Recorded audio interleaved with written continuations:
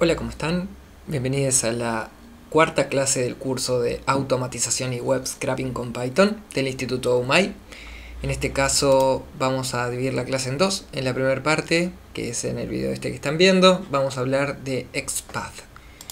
En esta clase básicamente vamos a estar viendo qué estrategias se pueden usar para hacer web scraping en páginas dinámicas. Es decir, páginas que, gracias a JavaScript, renderizan la información después o tienen algún tipo de interactividad que no nos permite obtener todo el HTML de la manera tradicional como veníamos haciendo con Request y con Beautiful Soup. En esta primera parte de la clase vamos a hablar de XPath. XPath es una manera de seleccionar elementos, en realidad es un lenguaje en sí mismo que está pensado tanto para documentos XML como HTML. O sea, básicamente es una manera de recorrer el DOM. Si recuerdan, hablamos del Document Object Model, que es una manera de estructurar todo un documento HTML en forma de árbol, para así ir recorriéndolo y obteniendo la información de interés para nuestro proyecto de web scraping. Vamos a ir viendo esto de manera práctica a medida que vamos viendo los conceptos que están relacionados con el lenguaje XPath. En particular vamos a usar la página de UMAI. Si van a aquí, umai.ai, y como siempre vamos a utilizar la tecla F12 para abrir las herramientas de desarrollador. Está todo un poco grande para que se vea mejor. Y si por ejemplo quisiéramos obtener el elemento que corresponde a esta imagen, podemos presionar el botón derecho Inspect y ahí lo vamos a obtener, ¿no? Una cosa que es muy interesante cuando estamos en la pestaña acá elementos es que podemos presionar botón derecho sobre el elemento de interés, ir hasta copy o copiar, y ahí vamos a tener varias opciones, ¿no? Que es utilizar los selectores SSS, el código JavaScript. En particular vamos a ver estos dos, que son Copy XPath y Copy Full XPath. Vamos a copiar XPath. Si presionamos Control F, nos va a abrir acá este input para que nosotros podamos poner un cierto código para buscar algo en los elementos. Entonces si copiamos con Control V, vamos a ver que todo este código es el código XPath correspondiente a este elemento, ¿sí? Ahora vamos a volver a lo que teníamos y vamos a hacer esta diferencia, que es pensar el XPath de manera absoluta o manera relativa. El XPath absoluto empieza siempre con una sola barra y tiene la ruta completa al elemento. Por ejemplo, en este caso es HTML, que se acuerdan que era la etiqueta base que contiene a todo el contenido de la página. Después el body, después section. Acá lo que ven entre corchetes es cuál de estos elementos section que están en el body estamos haciendo referencia. Y una cosa importante es que comienza en 1 y no comienza en 0. Lo mismo acá con el div, el segundo, con la etiqueta A, dentro de ahí otro div, después otro div, el primero y recién la etiqueta img que corresponde a la imagen.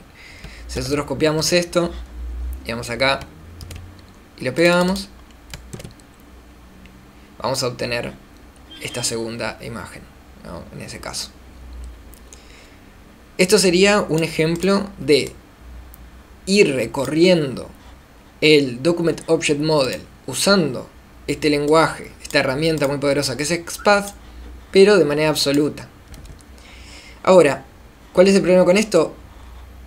Si cambia un poquito la estructura de la página, ya no vamos a poder acceder de esta manera.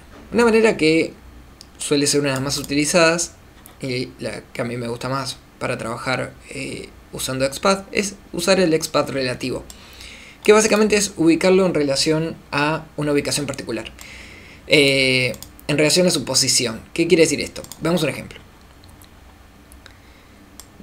Primero que nada, siempre estas queries, estas búsquedas, comienzan con doble barrita en vez de simplemente una barra. Después vamos a tener algo que corresponde a el nombre del tag que resulta de interés. Ahí vamos a abrir corchetes y Después vamos a tener una arroba, el atributo que nos resulta de interés y el valor, ¿sí? Esta es la estructura principal para recorrer el DOM con un XPath relativo.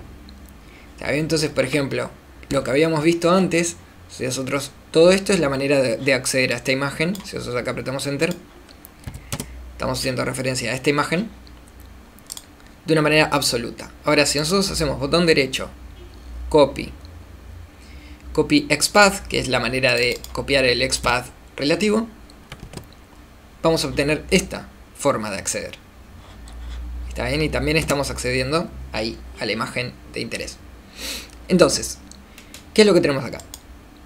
En este caso, tenemos un asterisco, o también conocido como wildcard, que funciona como un comodín. Y estoy diciendo, busca cualquier tag que tenga luego las condiciones que estamos buscando a continuación. Abrimos los corchetes y lo que buscamos es que tenga el ID con este nombre. Que si vemos en este caso, ¿está bien? Es lo que vemos acá, más arriba. A su vez, buscamos el div dentro de eso, que es este div, ¿sí?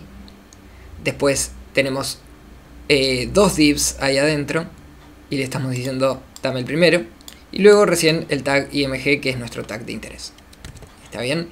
Entonces, esa es una manera de recorrer.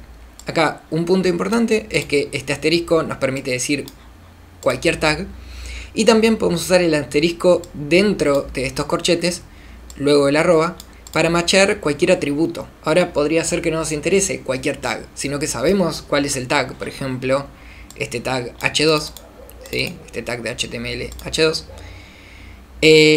Pero no sabemos si esto es el ID o la clase, o podría ser tanto el ID como la clase, con este nombre. ¿Está bien?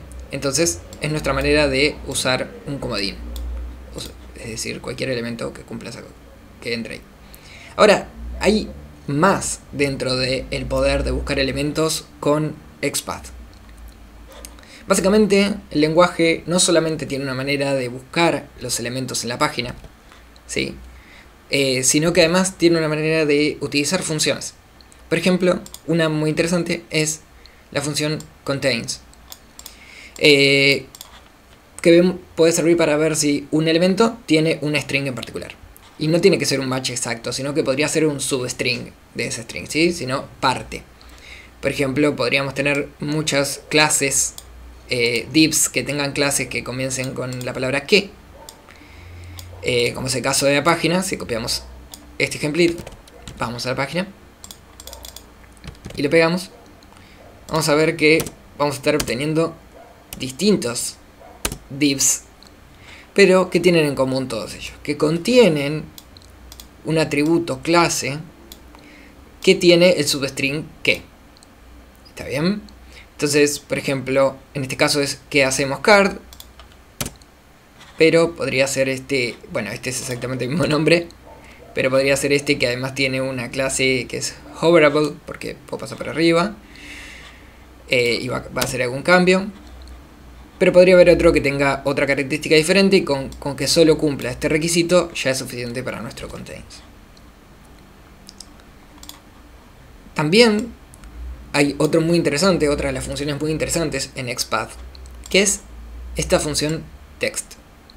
Básicamente nos permite obtener el elemento en función del texto que tiene dentro del tag. No el texto de la clase, sino específicamente el texto interno a la etiqueta, ¿sí? El que contiene etiqueta. Vamos a ver con el ejemplo. Si copiamos esto, perdón, este de acá arriba, me estoy adelantando, lo copiamos aquí, lo pegamos aquí, digo, y ahí presionamos. Fíjense que acá abajo, este botón, ¿sí? Bueno, este que al fin y al cabo es, sí, es un botón que adentro tiene un P, tiene un texto. Noten que este texto, saber más, no es una etiqueta ni es parte de la clase. La clase acá es esto, roboto. Pero el texto es saber más. Entonces está bueno porque para todos aquellos elementos que tengan ese texto internamente, ven, en otras partes de la página también sirve, vamos a poder capturarlo, vamos a poder obtener ese elemento. ¿Sí? En este caso lo que estamos diciendo es cualquier tag, no importa si es P en este caso, pero podría ser otro, que tenga un texto dentro con esta string. ¿Está bien?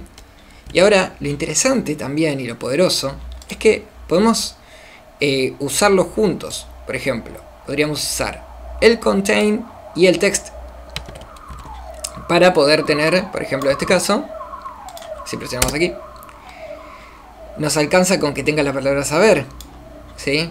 No necesitamos que tenga saber más, como antes. ¿Está bien?